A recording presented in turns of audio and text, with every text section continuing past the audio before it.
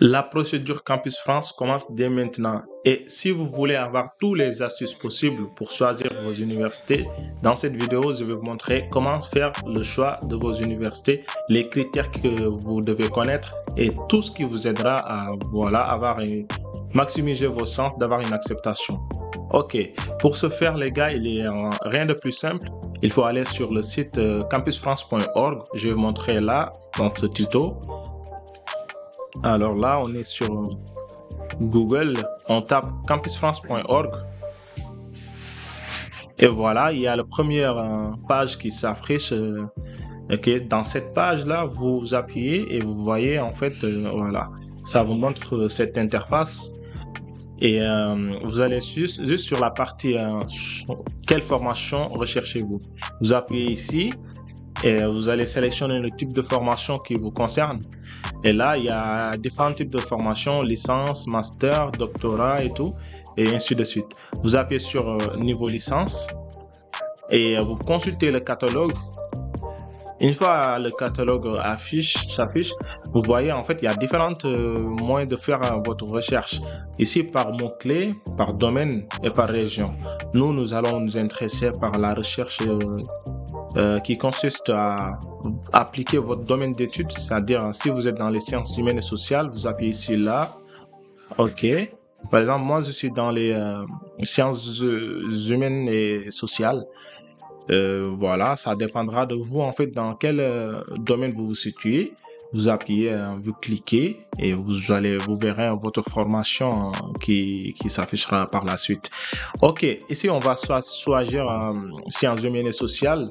Et dans cette science humaine et sociale, il y a une formation, moi, qui m'intéresse. Par exemple, géographie, j'appuie ici.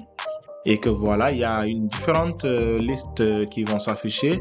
Et dans cette liste-là, les gars, vous allez retrouver les formations de la licence 1, licence 1, je ne sais pas, licence 1 à la licence 3. Ok. Pour faire plus simple, je ne sais pas si parmi vous, il y en a qui cherchent les classes préparatoires. Par exemple, ici, il y a la liste pour les classes préparatoires. Il faut descendre juste en bas. Et vous cherchez les différentes formations. Prenez votre temps, les gars. Prenez votre temps pour mieux chercher. Prenez votre temps parce que voilà, c'est ça qui compte le plus. Et on va aller défiler pour trouver les licences. Parmi vous, s'il y a des gens qui cherchent des formations en licence, par exemple, vous pouvez venir par ici. Ok. Par exemple, ici, il y a des licences qui s'affichent. Licence géographie et aménagement du territoire.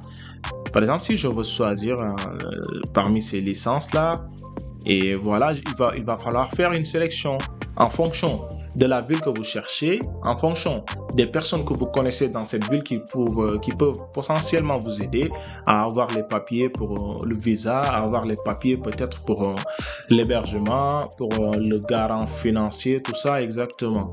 Et ok, dans cette vidéo, c'est pour l'objectif est de vous aider à mieux choisir les gars, parce que le choix est beaucoup plus important.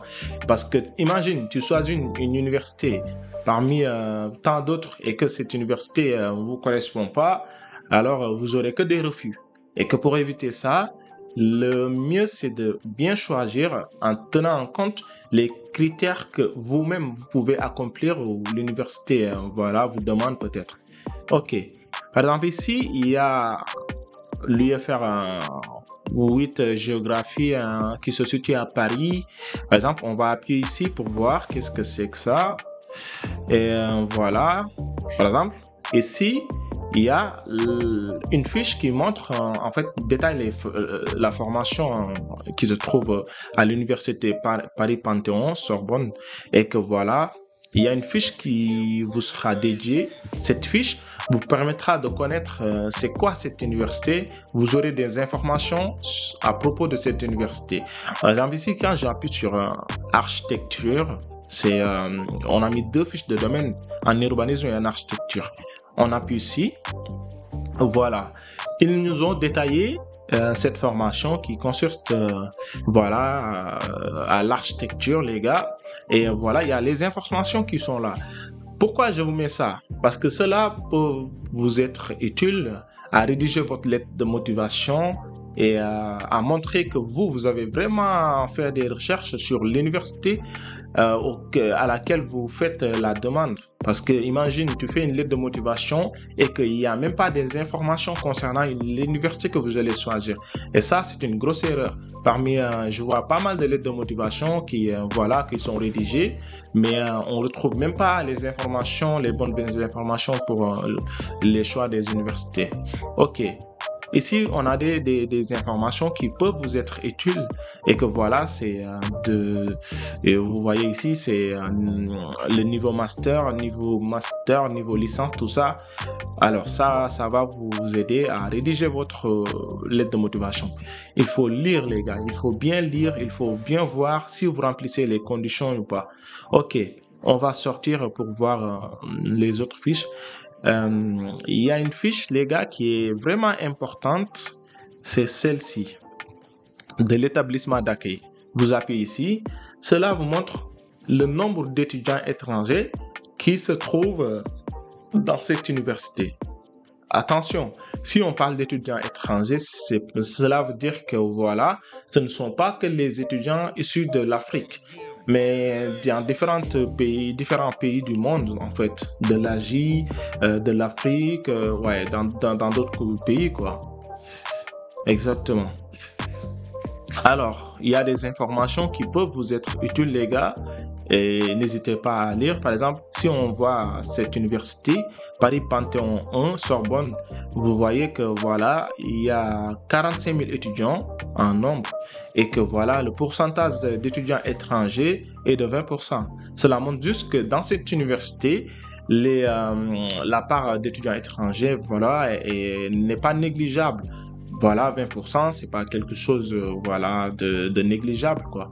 C'est quelque chose de très important pour moi et que voilà, vous pouvez postuler sur cette université, mais avant tout, relisez bien toute la fiche et vous verrez que voilà, il y a des choses que si vous le mettez dans votre lettre de motivation, cela montre que voilà, vous avez bien fait des recherches, vous avez fait ce qu'il faut et que celui qui va vous recruter, je sais pas, recruter ou celui qui va auditionner ou examiner votre dossier, voilà, va tenir en compte tous ces éléments.